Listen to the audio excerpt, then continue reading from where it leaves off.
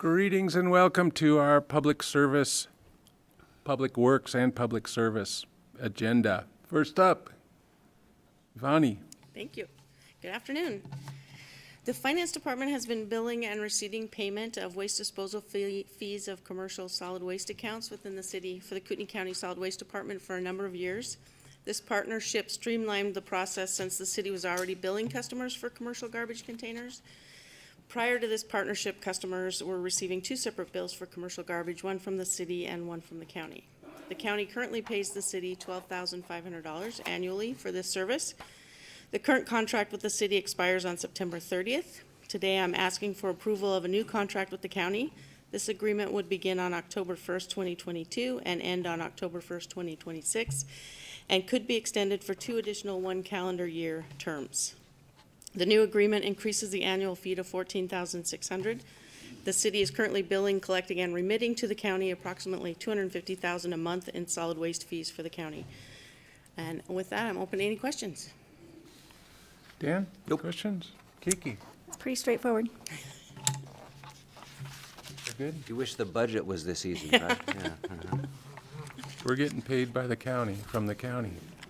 Pretty good. All right, look for a motion, please. I'd make a motion to recommend that the council approve the solid waste billing services agreement with Kootenai County. Second. Been moved and seconded. Any thoughts, comments? Hearing none. All those in favor say aye. Aye. Aye. Consent calendar good for you guys? Yes. Make it so. Thank you. Chief Greif, welcome. Afternoon, council members. So today I come to you seeking your support and approval to incorporate a lateral hiring process within your fire department, specifically for the position of firefighter paramedics. So a little history. Currently, when there's a vacancy or additional positions added, we utilize a 2-year eligibility list that includes a written exam, a physical agility test, and an oral board in which these scores are averaged. The candidates are placed on an eligibility list, and when we have a vacancy or an added position, we can look at 5 positions for every position that we're hiring. So what I'm asking for today is your support to incorporate a lateral hiring process that would eliminate the written test portion of this. What we're trying to do is attract some experienced, already licensed and certified paramedics, whether they're from Kootenai County or whether they're from outside Kootenai County. The language that you have in front of you there would be what would be included in the MOU that we would have to have with Local 710 since there's wages involved in it. A little more history. Currently, when we send our personnel through a paramedic program, it's a 2-year turnaround before we're able to utilize them in that capacity.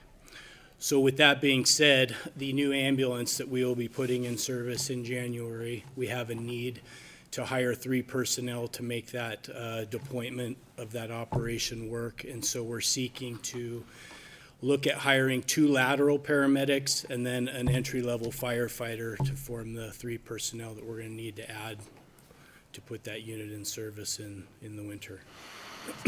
Financial analysis includes, you can see the difference there, an entry-level firefighter paramedic today coming in is the total cost of the city of $116,000.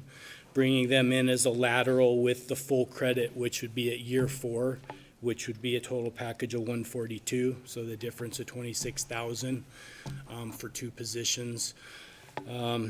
And just to add to this, this would not be a hiring practice that we would do for all vacancies. It would be something that if we could forecast, of course, moving down the road, we like to keep our paramedic levels up with that 2-year turnaround, but this would be a tool that we would like to have. We would seek permission from city admin and HR when we want to go to this hiring tool in the future. So as your fire chief, I ask you for the opportunity to utilize a lateral hiring process with a sunset of September 30th, 2024.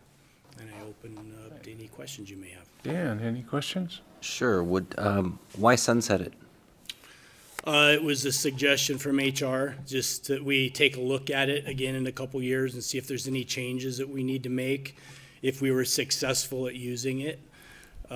This last go-around, last fall, we had an opportunity to hire 2 paramedics, one from Houston, one from Colorado Springs, and this is what initiated the conversation. Was they looked at the starting wages here, the real estate market, and both of them declined their jobs here that we offer them. So that's kind of what initiated the conversations with us, the local and HR, and so just, I think the sunset would just be something so you know that it's not a hiring practice we're gonna do for every vacancy. Thank you. Kiki? Couple things, and maybe, I don't know if you know the answer to this question. Doesn't our police department do lateral hiring the same way that you're They- proposing? Yes, so we took their language. Okay. Much of this is similar, coming in with the credits, the years. If you're say a firefighter paramedic from the west side of Washington, it's a 2-to-1 ratio. So in order to get the full 4 years of credit, you'd have to have 8 years experience coming from there. If you were a paramedic from within Kootenai County, you would get a 1-to-1 year credit. So that would be, we see the paramedics licensed and credentialed in Kootenai County are far more valuable to us because of the training curve is simplified down to 2 to 4 months versus someone that comes from a different region of the country. And are you aware, is this a typical practice through fire departments that you may know in other parts of the country or other areas? Yeah, they're seeing a shortage right now of the paramedics. This last go-around, we didn't have anybody submit for paramedic school. So that was another thing that, initiated our conversations with the local, is looking down the road. With a 2-year turnaround, we have to forecast school. We didn't have anybody submit for school this year. So that's why we would need this tool also to go out and try to recruit and hire licensed paramedics. Okay. I got a couple for you. So this doesn't include any kind of one-time hiring bonus that the police are talking about? No, they would come in at year 4 on the wage scale. Okay. So they'd be starting out at about 30% higher than you would as a day 1 entry-level firefighter. Okay. And a paramedic job is an evolution, but everybody that comes in is EMT. Right, Is yeah, that so EMT is required to just take our firefighter entry-level test, and paramedic is the firefighter paramedic rank is the need we have, because now we're gonna have 3 ambulances, and we're contractually obligated with the EMS system to provide a paramedic on each of those ambulances 24/7. Okay. All right. Any other questions? Look for a motion, please. I would move to recommend council approve the implementation of a lateral hiring process for the fire department for firefighter paramedics. Second. Been moved and seconded. Other comments, thoughts? Hearing none. All those in favor? Aye. Aye. Thank you. Put that on consent. Good with that, Sherry? All right, thank you. And last up, the most exciting one of the evening, Renata. Good afternoon. We're going to entertain you with a couple speakers today, so I just get to be introducing this item to you this afternoon. As you know, staff's been working on a little while, bringing back some amendments to the short-term rental ordinance. This is the introductory phase of that research and development. We have lots of stages ahead of us, so you'll see throughout the presentation kind of a timeline of events, and we do have some opportunity for public comments a little later down the road. So at this point, we're really looking to get the information out, give you a little history, and seek council input on which direction staff should go. So as you might recall, that the state code has put forth some requirements, one of which is that we just can't do a prohibition of short-term rentals throughout the community. That's something written into the state code. But once we did have some guidance from state statute, we did come forward with the City of Coeur d'Alene ordinance that is in effect currently. Since that time, we've seen there are several that haven't come in for licensure. We know they're out there. We're Several. trying to catch up on that.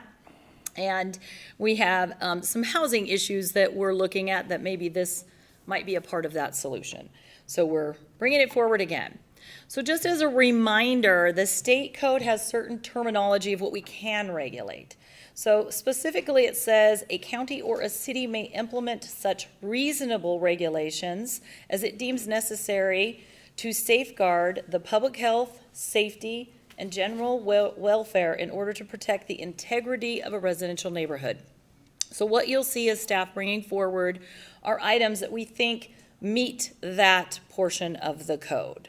So we just wanted to reiterate what the code said and bring you some of the suggestions. As you know, we've been kind of soliciting input already from council to be able to bring you something that maybe has a flavor of where you want us to go, but we again are seeking that guidance today. So feel free to give us additional input and other pathways you'd like us to go down.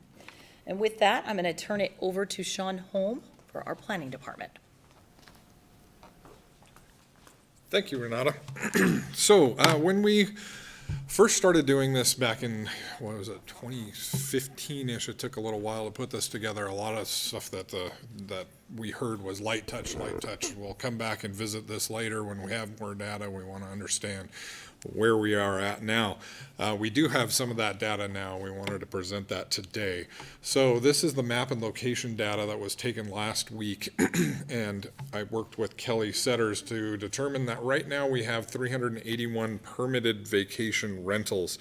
Of those 381, 184 of those have the homeowner's exemption associated with them. And as you can see, based on these maps here, this is a map of the entire city.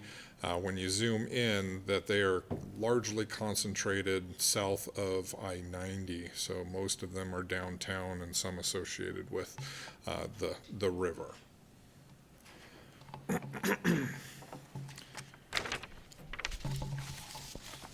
So we'll step back a year. Host compliance data. This is a company that will take a look at the marketplace. They have AI bots that are able to go out and scrape a number of different ways that people will advertise for these things. And at that time, a year ago in August, we had 228 that were legal at that time. Using that scraping technology, Host Compliance was able to determine that there was 645 operating within city limits. So there was about 417 or 64.7% of those operating without a permit. So what that meant at that time is that there's 2.8 illegal STRs for every legal STR. And we have received some complaints over the years. We have set up the ability for people to fill out a form and submit that to the city. We get those from time to time, but I've found most people want to call up and talk to somebody. They don't want to rock the boat. They just want to say, hey, here's what's going on in my neighborhood, be aware of it. And largely they come by phone or by email, and they tend to fall into three categories. One is that there's too many concentrated in some neighborhoods. They don't know who their neighbors are. They have different neighbors every weekend. Another one is absentee ownership. They don't know what's going on in the neighborhood, like the sprinklers may be going off or leaking and they're not aware of it. The other one is the typical stuff that you hear, the operations and the customers that are staying at these, noise, pets, parking, occupancy, garbage, that sort of thing. Hillary will pick up on these in greater detail in a couple of slides. So the last slide that I will go over before I turn this over to Hillary is an extrapolated data, and the reason why I put this comic up here is because without having the ability or the software to take a look at where we are right now, I'm just making a guess. And so that's what this data is here. So I based this upon the 381 that we currently have, which is a 40% increase in 1 year, and at 2.8 unregistered STRs, that would put us in the range of a little over 1,000, which is close to 700 illegal now, but we don't know that for sure. Some of those may have fallen off the map and stopped. Some of them may have come into compliance. We just don't know because we don't have the technology to go and search for these on an ongoing basis. All right, so with that, I will turn it over to Hillary, and she will discuss the, John, I have a quick question for Sure. you. What is tax exemption? What is that makes that different? the Tax homeowners Homeowners tax exemption. tax exemption. What that means is that they have to occupy that unit for 6 months and a day. They have their driver's license associated with that address, and so they get an exemption, they get a reduction in their taxes. That's how Sandpoint, they keep track of theirs, is it's an easy way for the city to take a look at who is a homeowner if the code does happen to change in that direction. Ultimately, it's up to council. Okay. Any questions or? Not All right, yet. I'll turn it over to Hillary to discuss the ordinance consideration. All right, well, good afternoon. So kind of given that background, staff was asked by council to look at our code. And so what we did is we came up with, we're calling it a pick list of things to consider with the short-term ordinance amendments. And so on this screen, you can see the categories that we evaluated, and attached to the staff report is a several-page pick list that kind of goes through a variety of different options. In that pick list, you could see there was color coding, so the blue is the current code, and then we gave examples from other communities. We looked across Idaho and across the U.S. actually at ordinances and how they've addressed a variety of these issues, because these tend to be where people have impacts in the neighborhoods, where you're having the health, safety, welfare, and detriment to the neighborhood integrity. And so duration of stay kind of gave you options on that. Again, Sean mentioned council adopted an ordinance with light touch in 2017, and so there was no minimum night stay. So that was one of the considerations. Parking. So we said we encourage people to park off-site if there is available parking, but there's no additional parking requirement in our current code. So kind of looking at options for that. Same with ownership. Owner occupied, as Sean mentioned, the homeowner's exemption is one way to do that. And also looking at limiting one property per parcel. That's how the current code reads. So if there's an apartment complex, for example, there's one owner, it'd be limited to one unit within that building. So kind of looking at that. I won't go through all of these items, but these are the things that we looked at related to how we might want to evaluate the current code. So we brought before you what's being called a draft ordinance. It truly is just a starting point. It's not what we're planning to bring forward for a public hearing at this time. We're just, as Renata mentioned, at the beginning stage of this. But for kind of ease of discussion and review, we have a draft document that's in the ordinance format that really puts together some of these key issues that we have heard from community members, and then we did have initial discussions with two of you on this subcommittee, actually. So thank you to council members Gookin and Miller for your input. But we kind of went through the current ordinance and proposed some changes based on that input, and just wanted to get your input today. And we'll be seeking input from the other council members through General Services, Public Works, and then there'll be opportunities for public input that we'll talk about. So kind of looking at this ordinance, really looking at owner occupied as kind of a critical step for that. So looking at the homeowner's exemption in the residentially zoned properties would be one way to really limit the number and the impact. So that map that Sean showed you, and we can pull up the city map, and we have the short-term rental map. If you zoom in, there are numerous blocks in the downtown that have 4 on just one single block, and that's not even looking on either side of the alley. That's just truly on the street side. So there are significant impacts to the neighborhoods. And so one way to do that would be limiting in the residentially zoned areas of the city to homeowners only. So if you own an ADU on your property to an accessory dwelling unit, you can live in one of those and have the other one as a short-term rental. For commercially zoned properties, there would be no limitation to homeowners exemptions. There would be the one owner per parcel would be kind of that restriction. With this current draft, again, that can all change. It's just starting point for discussion. Also, the minimum night stay, looking at increasing that to 2-night minimum. That was discussed when we looked at the ordinance several years ago. The whole thing, if you just do no limitation or just one night, they call it the turn and burn. So you have that impact on not only the unit, but also on the neighborhood if you have just frequent changing of people that are renting, and so looking at implementing a 2-night minimum stay. And then looking at removing that 14-day exemption. So again, when the ordinance was drafted, we initially called it kind of the Ironman exemption, but it wasn't just specific to Ironman. It could be any time throughout the year. If it was consecutive, someone could rent it for 14 days without a permit. That's very difficult to track. And oftentimes people are doing that plus more and not getting the permit. And the prices that we can charge these days, or people that own short-term rentals can charge per night, getting a permit, really, it shouldn't be restrictive. If you're doing it even for 14 days, there should be a permit requirement, is kind of the sentiment behind what's in the current language right now. And then the violations. So you saw the excessive number of unpermitted short-term rentals in the city.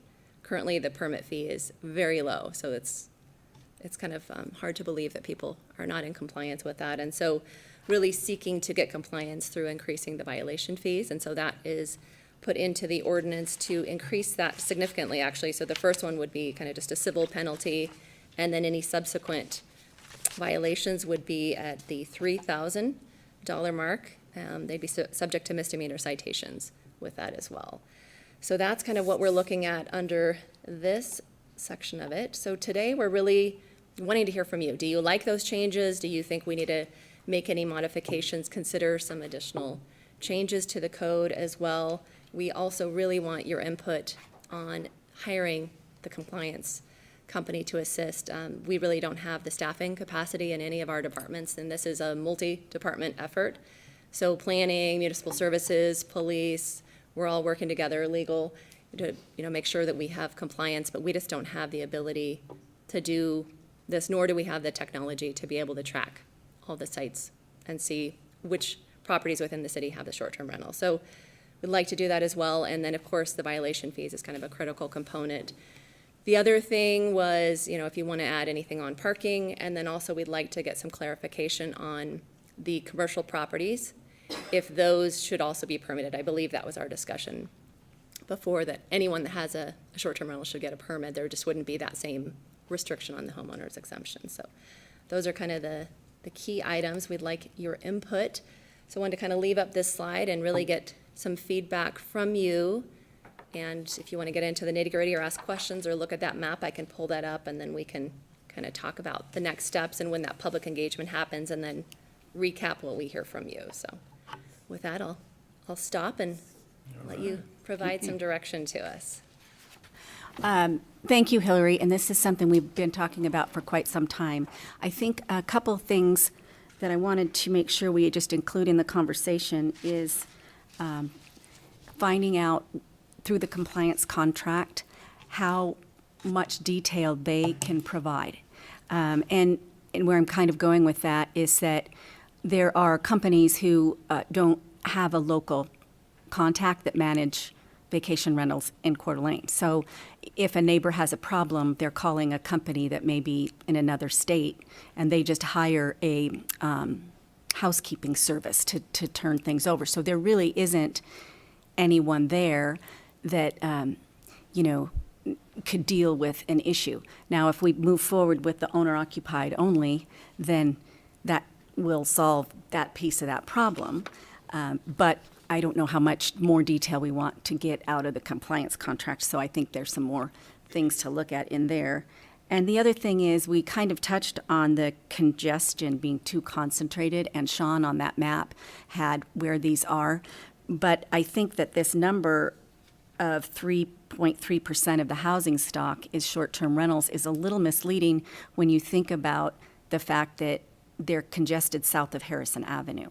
So, when I kind of looked at the numbers, there was a majority, 75% or 80% were in that south of Harrison neighborhood. And so I think we need to possibly add to the conversation what's the capping per area rather than for the city or that type of thing, a little more detail. I don't know where the statutes lead us with that, but I think we need a little more emphasis on that. If I may as well, one thing I wanted to point out, so Sean had mentioned on his one slide that we expect or anticipate, if we're using the right correlation, that there's over 1,000 in the city. The staff report said between 800 and 850, and mine was based on 10 months. His was based on 12 months. Okay. So if you look at that higher number, it's actually 4.5% of this housing stock. So it is a bigger number, but you're right, the concentration is definitely south of I-90. And then if you zoom in, you can see on certain blocks, there are, some are just 3 in a row. So there's definitely a lot of impacts on some blocks. So this block has 5. So there definitely, you can see it's impacting What's neighborhood the integrity. purple mean? What's that? What's the purple? The purple, so this map is reverse right now, so we're working on having GIS flip it. So the purple right now means no homeowner's exemption. When we reverse it, it'll be, is that correct, Renata? Okay. Okay. So they do not live in the property, the purple ones that have, the little red is the short-term rental, that's a little house. But that's the short-term rentals that are registered with the city. That's correct. So we have. Because we showed that extensive picture of number. my neighborhood, and I told you there were 2 on my block that Right. are not registered with the city. Correct. Kiki? So, one other thing, this is, in dealing with the housing and growth issues that we have here, we're not the only city, all over the nation are wrestling with how they're managing this short-term rental issue. Because it's affecting everything, the livelihoods of not just the neighborhoods, but our rental base for long-term rentals. And so I think there's a lot more data we can gather from other areas and say maybe there's more we can add to this that's been used successfully there to try to preserve neighborhoods as well as housing stock. So, yeah, work to be done. Dan? Thank you, Wood. I was never a fan of the light touch, so I'm glad we're coming back. Some of the things I'd like to see added, this was mentioned to me by my friend Susie Snedeker, who said she would like to see in the updated code that anyone who has an STR license with the city also fall into complete code compliance. So if they don't have a paved driveway, they have to pave their driveway. And that was kind of the biggest thing was, if you're going to do one of these, you have to upgrade, not tear down your 70-year-old home and bring it up to code, but just some of the things that would affect this. Paved driveway is number 1. I'm a big fan of owner-occupied only. So, because I think that solves a lot of issues with regards with noise, with, having a neighbor. I also want to insist that it all be off-street parking. You look at the map where these things are located, and that's where we have parking congestion. That's where we can't run our snow plows through in the winter because everyone's parked on the street. One of the illegal, I don't like saying illegal, but unlicensed STRs that's right across the street from me has no off-street parking. And just after we had our meeting earlier this month, there were 4 cars there. So there were 4 cars, 4 people staying or 4 families staying at an STR that has only 2 bedrooms. So I fully agree that we should hire that compliance company to go ahead and monitor these things for us. That cost would be spread out among all the licensees. I think that would be cheaper than hiring a city employee who would have to do a lot of catch-up, because these guys, they have their act together. A question that was raised when I sent out an email to my HOA was regarding the legality of this. So we can do this. We are allowed to do this under code to preserve existing neighborhoods. This is not something, someone can sue us for anything, of course, but we are allowed to regulate these. And I figure we're going to get a lot of pushback from some people who say, this is my livelihood, this is how I make my income, I own 6 of these, I'm sorry I live in California, but that's what I do is I rent out STRs. That person, if they don't live here, would have to either sell them all or do something else with the homes. But they aren't really having anything taken from them. Correct. And that'd be great. Maybe we can have Randy speak to that in terms of the state statutes, compliance with that, and then what constitutes a regulatory takings or not. Okay. Well, there are no cases yet to interpret this statute, so we're writing on a blank page, and I think the city has at least some discretion until a court tells us otherwise. It's very broad that says the city's regulations, what council deems necessary to safeguard the public health, safety, and welfare.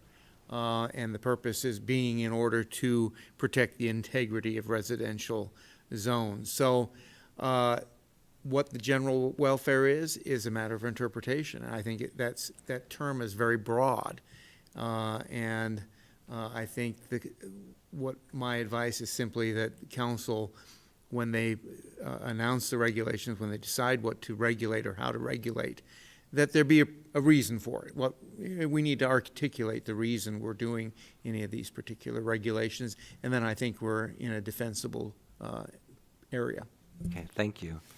If I may as well point out, just there are other cities within Idaho that have more restrictive short-term rental ordinances than we do currently, and other ones are exploring it. So and throughout the US, actually, there have been cities and states that have done similar things where they've changed it and made it more restrictive, and it's been upheld. Obviously, we want to look at Idaho for making changes, but it's not uncommon. I think that other communities also kind of took the light touch or were scared to make any changes. Well, this is everywhere. It coincides with the, affordable housing crisis that, inventory. Where's our inventory? Location and quantity, I think we can deal with that simply by restricting to owner-occupied. That solves a lot of problems here. The thing about staying one night minimum, can they enforce that? I mean, how do they know if, for example, you have a one night minimum stay, so someone buys 2 nights and only stays 1 night. It would be really through the compliance company, how they would tell on that. It's something where someone, when they set up their rental through the Airbnb, VRBO, any of those other sites, it has that in there. There's a minimum night stay. So I think when they do their compliance and kind of scrubbing those systems, they would see that. You're right, there might be that instance, but that's probably pretty rare. You'd have to pay for 2 nights and choose to only stay 1 night. And again, I think if that was owner-occupied, you're not going to have, me and 12 of my drunk buddies there one night causing trouble if the owner is right on the property. It's also likely that a lot of the current owners already have a 2-night minimum, just, for their own kind of wear and tear and being able to have somebody there longer without having to clean it in between. Now, enforcement. This is not going to be the city's typical waggle the finger enforcement. I think it needs to be aggressive. Is that the desire? That's how it's drafted. There's also kind of the proposal in there, instead of having the 3 strikes, to have 2 strikes, basically. So that's something that if council wants to weigh in on that as well. In the past, yes, it was definitely a light touch, not a lot of violations or citations for the violations. So this increases that significantly. And there could be, if there's 2 violations, then the permit's pulled and they can't reapply for another 3 years or something, just to really show that the city means it. Okay, so the someone's out of violation, they get their permit pulled, but they go ahead and they continue to rent. What happens? Well, there's, the $3,000 and then the misdemeanor, so they could also end up in jail for, I think, 180 days. Okay. Might be a deterrent. I just have a couple thoughts. So let's say this moves forward, which it's probably going to move forward eventually. Right now, there's 800, 600, and only 300 are permitted. So everybody goes, oh, wow, I better get permitted before they change the rules. What impact, how can you anticipate if you want to change how many places are in a neighborhood? Let's say you can't have more than 4 in 300 feet or something. Does that impact that down the road? As we change the rule, can we go back and go, oh, you got to go, timing-wise? I'll let Randy speak to that, but in our discussions, no. I don't mean to make a, Well, I'm not sure we understand, because I think we did talk about the permit period is March to March. Correct. So these rules would likely go into effect at the next permitting period. And yes, the permit the regulations can change what can be done in a neighborhood. As Dan mentioned, under constitutional taking law, we're not removing all economic value or even all reasonable investment-backed expectations by changing these regulations. We're fine-tuning them. So I do think we can apply new regulations to existing, to the state of the city as of next March.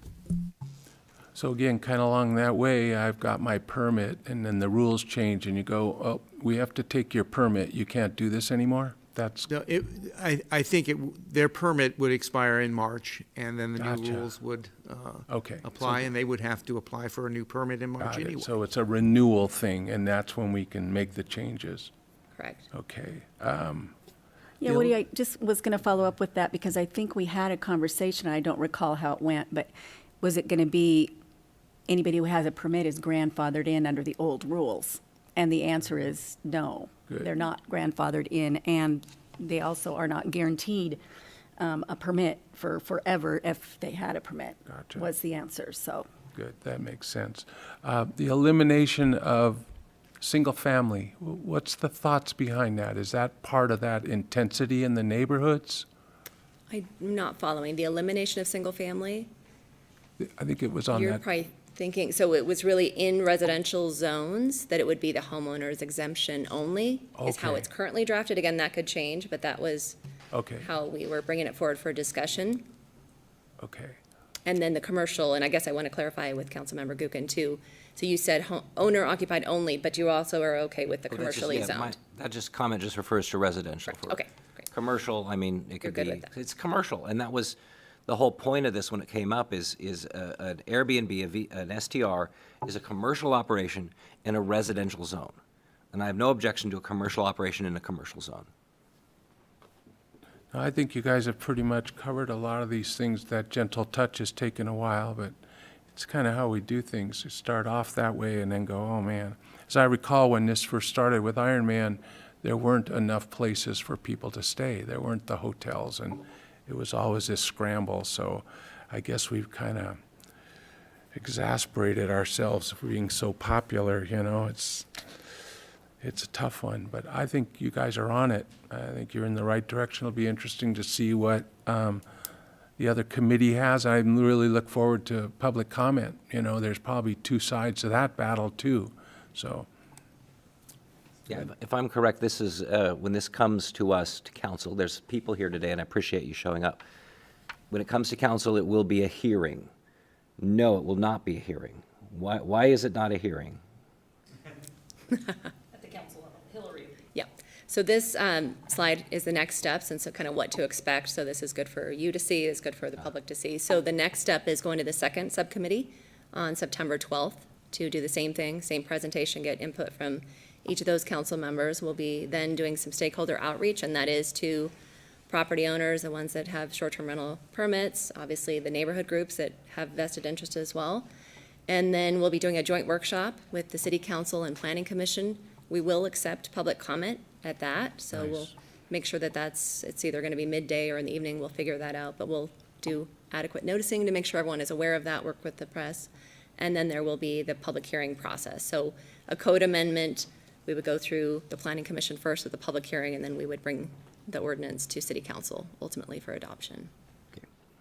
So plenty of time for feedback. Plenty of time, and we're looking, the goal would be to have something figured out by January so that that can be ready for kind of the next permitting cycle in March. So that's kind of the end goal we're working toward. you good, Keek? Yeah, I just wanted to mention, I had some feedback from a couple folks on removing the 14-day exemption that we had originally talked about it as an Ironman exemption, and their input was that once there is a vacation rental in there, folks don't really read the details in an ordinance, so the neighborhood thinks, oh, it's a regular vacation rental, and that is where a lot of these non-permitted ones started coming from, is that they just got used to doing Ironman and then extended that. So I'm in agreement with removing that 14-day limit, just because it clears up some confusion out there of what's happening. And the other question I had that wanted to clarify was, we had talked about the price of the permits couldn't be exaggerated. They had to be within a parameter of the service provided. But that the violations then, and I don't think I got the answer to this one, is that money earmarked to come back to, does it just go to the general fund, or does it come back to enforcement and compliance contracts that way? Unless council directs otherwise, it goes into the general fund. Okay. Think about that. Might want to put that on the list Okay. to talk about it. At least see if it's paying for itself, right? Yeah, Well, generally, when you have a fine system like that, after you write the first few, the numbers drop. Good point. We'll do the light touch to begin with, right? Just kidding. I do just not kidding. like the light I'm touch. just kidding, Dan. All right, any other questions? So we don't have to make any motions or on this, we're just gonna move on to, Correct, and we're gonna let Renata kind of recap, make sure Okay. we heard what you said.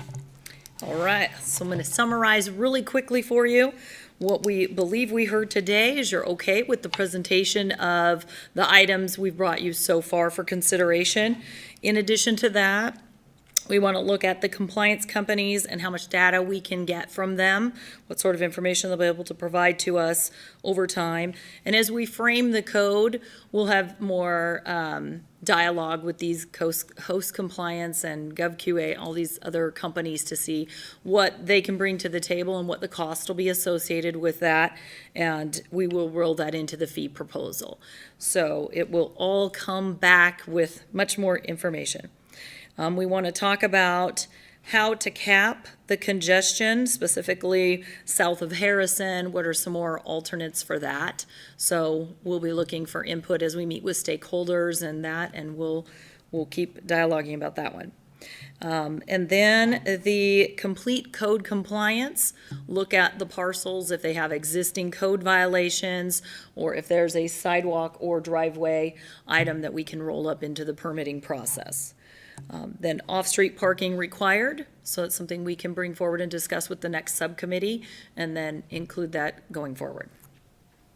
And the compliance cost, yes, it's always been our proposal that if we hire an outside company, we'll spread those costs for the permits. The first year, maybe, we'll have to just estimate the number of permits we get in and kind of see what happens as we go forward and adjust it the next year, as long as we kind of have legal blessing on that. But we'll include staff time estimates as well, and after a year, we'll kind of have a better idea about those as well. But that is what we believe we heard today. If there's anything else you want to add at this time for us to add into our next presentation, we'll take your input. it's good. I just appreciate that this thing's Yeah, moving thanks forward. for doing this. Thank you. Zeke, you're good. I'm good. I think that's it. Well, having no other further business, we'll look for adjourn. Motion to adjourn. Second. Been moved and second, all in favor? Aye. We're adjourned. Thank you for coming, folks.